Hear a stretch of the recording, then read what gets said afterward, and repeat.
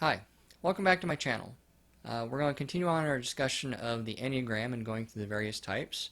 We're going through type 5 today, which means we're halfway through, 4 more types to go. And the type 5s are known as the investigators, and this one's kind of fun for me to talk about because this is my type. I am a type 5 investigator. Um, Investigators want to know how and why the world works the way it does. They want to understand things. And they, unlike the other types who want to maybe understand themselves or understand other people or understand their feelings, um, type 5s want to understand like how the world works, more from like a scientific perspective, the nuts and bolts of how things work the way they do.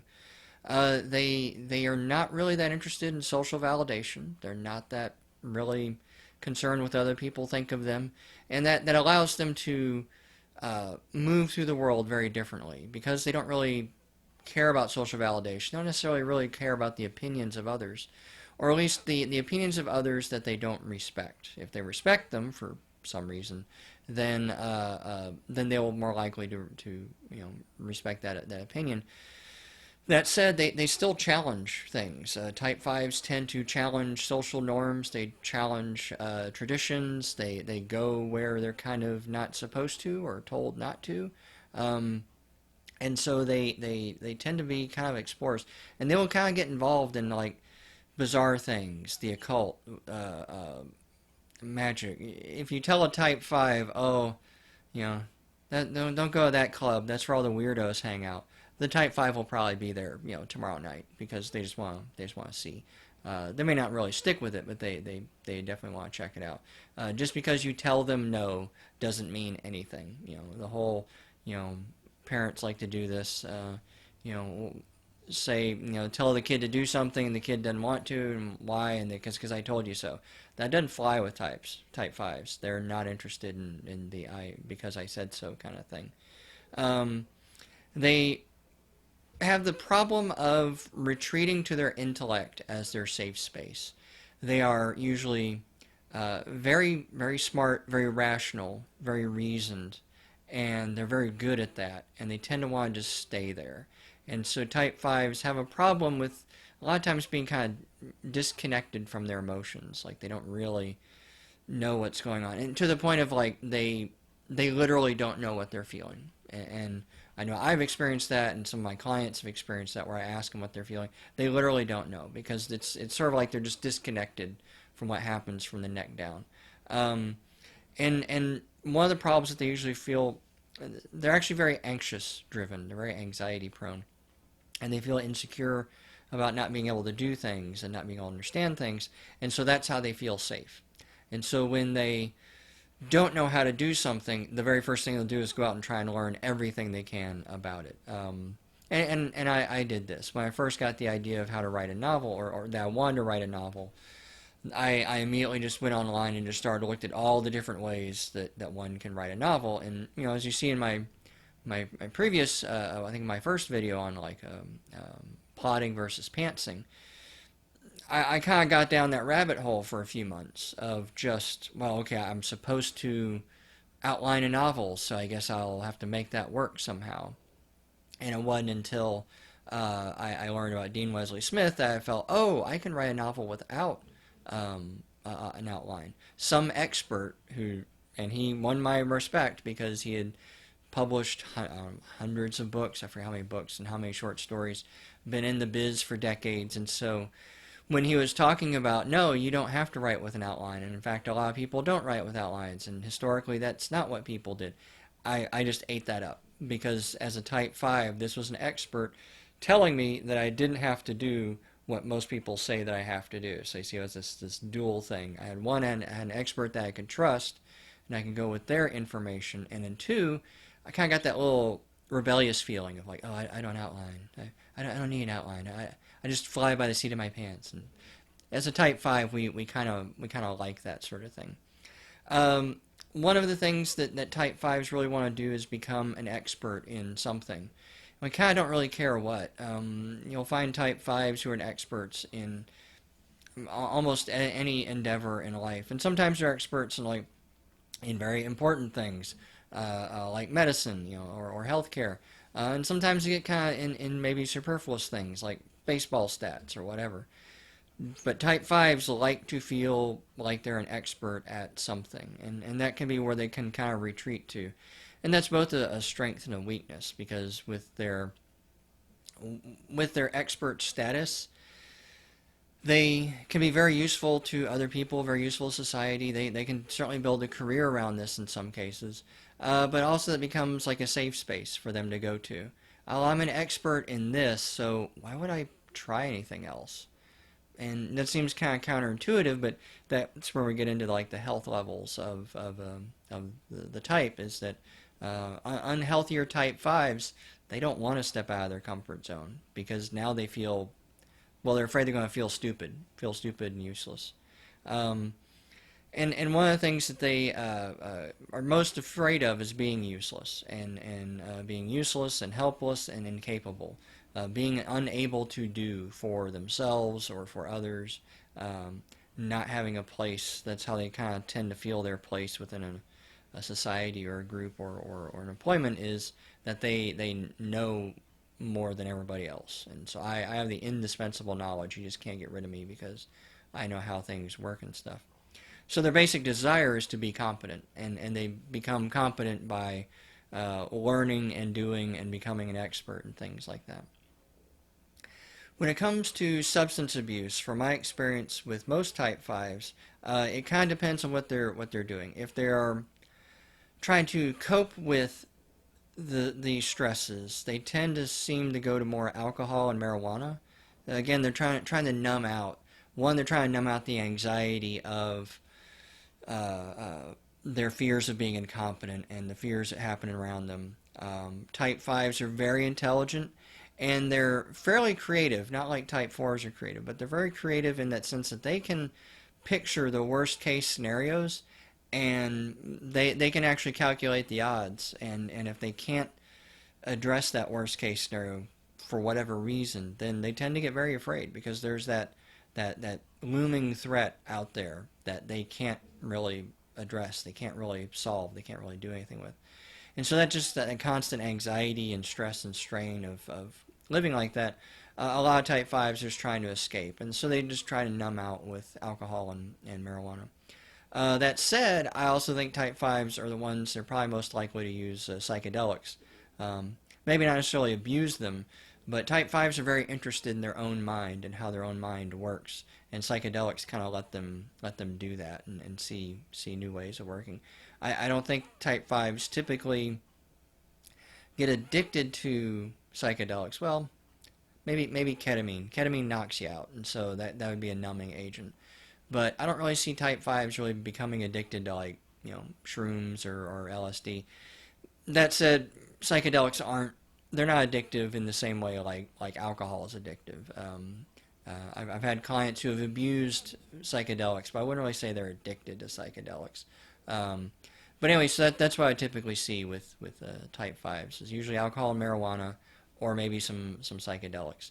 Interestingly, it's usually the healthier type 5s that are usually using psychedelics. So talking about the health levels, again, we're going through extreme, unhealthy, average, and healthy. An extreme type 5 might be autistic. That may be what autism is a type 5 taken to the most extreme degree. People with autism are generally disconnected from their emotions, even though they can have rages and meltdowns. They don't usually know how to identify their feelings. They don't see the point of feelings. They have trouble really understanding other people or sympathizing with other people or reading other people. And a lot, of course, the classic, Rain Man sort of thing, or some people with Asperger's, they have a topic that they're really, really super interested in, and they don't really care to talk about anything else. So in a way, from my limited experience with people with autism or Asperger's, they would be like extreme type 5s. Also at the extreme end is type 5s have a lot of depression. They know a lot, they want to understand a lot, and the more they learn, the more they realize that they need to learn more, and at the very unhealthy levels, that depresses them, that makes them stressed out because they can't handle the sort of they can't handle that knowledge that again that there's something out there that they can't address and that they'll never be able to address, and that kind of, or at that level of wanting to know everything about how the world works and not being able to for some reason. Um, they could also have a schizoid personality disorder. Schizoid personality disorder is not schizophrenia. It's unfortunate they have similar names. Schizoid are people who are extreme loners. They have no interest in being around other people, and the fact that they avoid people at all costs. It's different than a phobia. People who are like afraid of like being in large crowds, at some level they want to be in large crowds. It's just that it terrifies them, and once they get over that phobia, they will be fine there. Schizoid, not interested. They don't care for people, and they usually search out jobs where they never have to interact with people. Um, a successful schizoid personality type would be one who works at home for themselves as like a website developer, and they just never interact with people except maybe through email and over Skype or something else like that. That's that sort of, and they're perfectly happy doing this. In fact, they're happier doing it that way than they are ever talking to anyone else. And all this adds up to type fives. They tend to kind of commit suicide. They have high rates of suicide. Again, they can paint themselves in intellectual corners to where they can see that their life sucks and there's no way out and there's no one that can help them because everyone's incompetent and they're maybe the smartest person that they know, which might actually be the case in some cases of type 5. And so they kind of trap themselves to where they feel like suicide's their only option, and then they try it. And unfortunately, a lot of type fives are smart enough that when they decide they want to kill themselves, they will research the topic and figure out the best way to do it. And so they're usually very successful. Type fives are not the types to make outcries or cries for help. When they want to be dead, they're dead. And so that's very extreme level of type 5s out there. At the unhealthy level, one of the problems that they have is that they can't stop their mind from working. Their mind is constantly going. They're always thinking about things. They're always trying to sort something out. They're always working out some kind of puzzle, um, reliving an argument in their head, trying to figure out what should have said, or what was the weakness in their argument. That debate that they had online just stays with them for hours or days or something else like that. Um, they can be very big in the catastrophizing. Like I said, they're the ones who they can imagine this horrible outcome. They can make it plausible enough, and that they will run with it. One of the tricks that I use with my clients, because I use it with myself, is to ask myself, or ask my clients, what's the most reasonable worst case scenario you can come up with? Meaning that I can invent a crazy ass worst case scenario, but is it going to happen? Probably not. So why bother with it? I can just toss that to the side. The reasonable worst case scenario, well, that's okay, because I'm determining that this is actually very likely to happen. I can probably tell you why it's very likely to happen. And now I have a problem that I can actually work on. Or maybe not, because like I tell my clients, if you can imagine the most reasonable worst case scenario and you realize you can actually live with it, then you don't have to solve anything. If the worst case scenario happens, the reasonable worst case scenario happens, and you already know, oh, it would suck, but I can live with that, then you don't have to deal with that problem at all. And one of the things I like is once I can always tell when I have a type 5 client is because when I approach their issues like that, they're happy.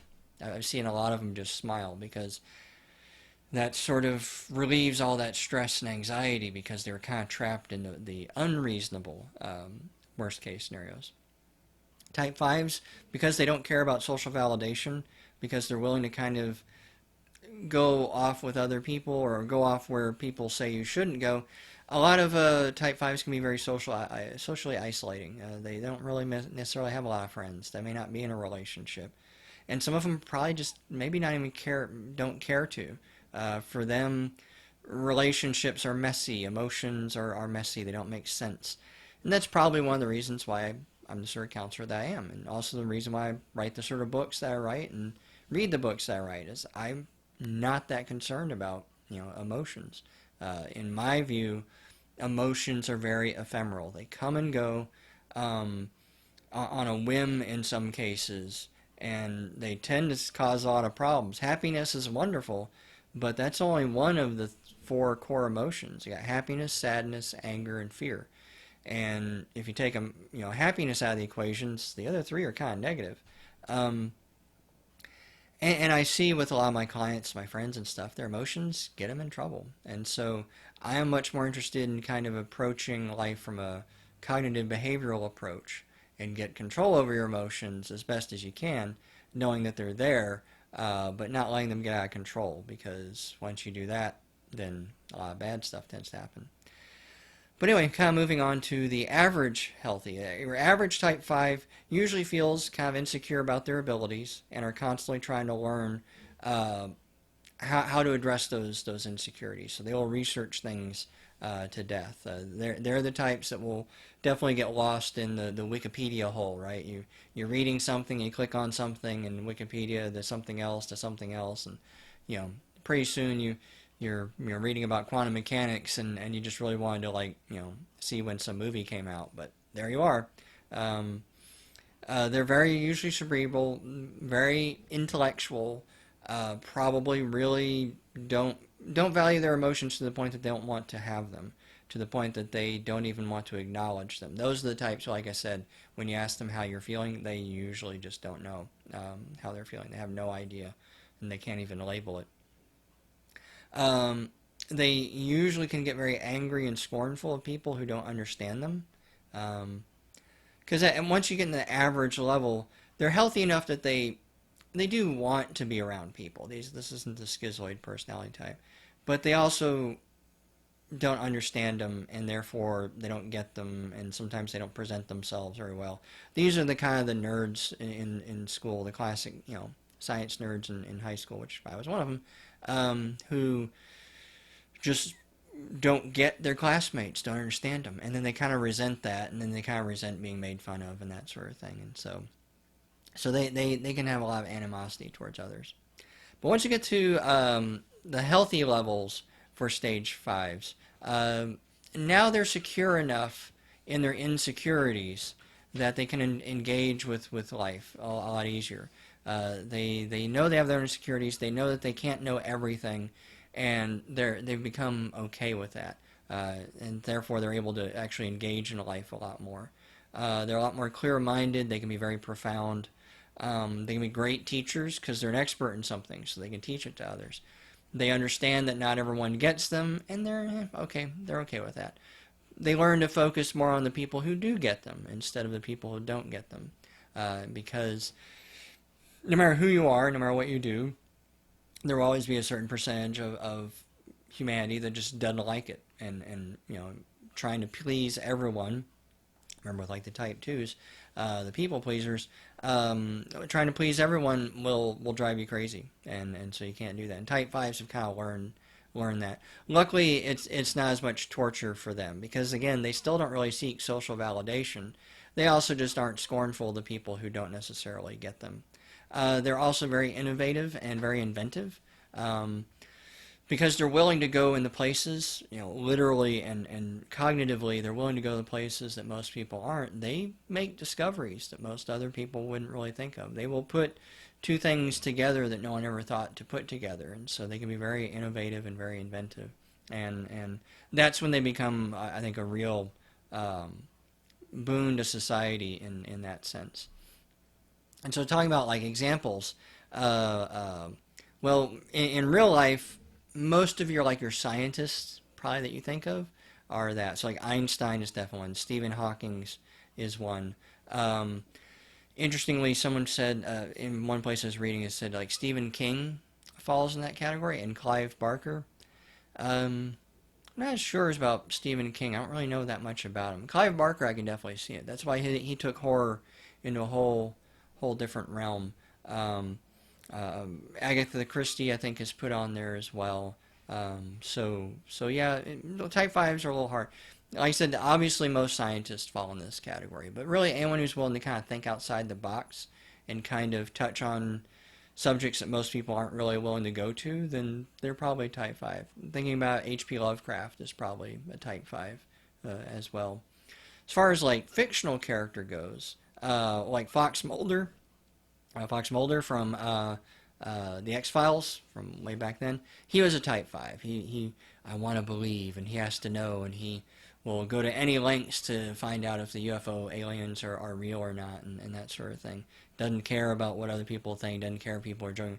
Very, very intelligent, knows all this stuff, knows all about these things, but if you remember right, though, he was very disconnected from his feelings, because once the show moved past just aliens, anytime they touched on a phenomenon that was sort of faith-based, Mulder just thought it was goofy. He didn't care. Not interested. That's when Scully got more interested, because she was the Christian type, and he wasn't. He was the atheist. Oh, that's just all hogwash and stupid.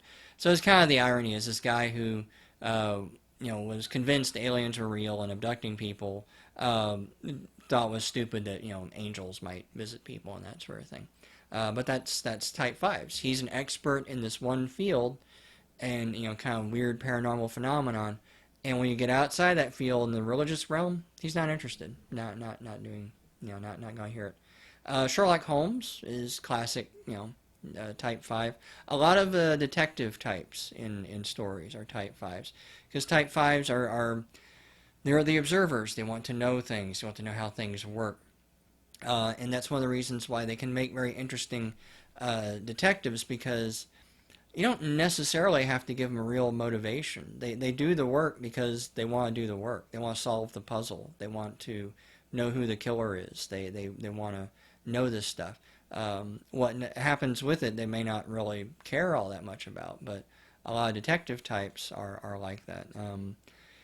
And then you get the other detective types like Batman or Mike Hammer, who are really much more like the type 1s. They're social crusaders. So they are investigating crimes because they want to punish, the guilty and protect the innocent. Type 5 investigators just want to know. I think it'd be actually very interesting to have a detective type character who solves crimes and then does nothing with it. He's an amateur sleuth, and he figures out who did what, and then he just sort of walks away, because he's actually not that interested in pursuing the criminals. I don't know if a lot of mystery readers would like that, because that could be a very unsatisfactory kind of ending, but it'd be an interesting kind of character in that sense. And then another interesting one they said, read somewhere, is a Hannibal Lecter was a type 5 from Silence of the Lambs. I had to think about it, and it's like, yeah, I think that's probably true. He's definitely an expert in psychology, and he can use psychology to manipulate others, but he doesn't seem to really care about others. He's really definitely much more the sociopath type, but that was one of the other ones they point out. But anyway, type 5s are kind of interesting characters. As far as main protagonists outside of the mystery realm, I don't know. Maybe in some science fiction, I could see, in some science fiction, like the science officer on Starship Enterprise would be a good type 5. So if you're writing science fiction or something else like that, a wizard in the fantasy type realm, that sort of thing. So type 5s are kind of hard to nail down. They can make great like side characters. As protagonists, they might be a little more limited, because type 5s are not necessarily action oriented, and you want your protagonist to be the character that's doing things. Sitting around learning about stuff is cool, but it's not really doing anything. It's very boring for the reader. But then again, it depends. Like I said, in a lot of mysteries, that might be exactly what you want. Especially, I think a lot of medical mysteries could be interesting. Medical thrillers. A lot of some of the old Michael Crichton stuff would be good for type 5s. But anyway, hope you found that useful, and I will talk to you next time. Bye.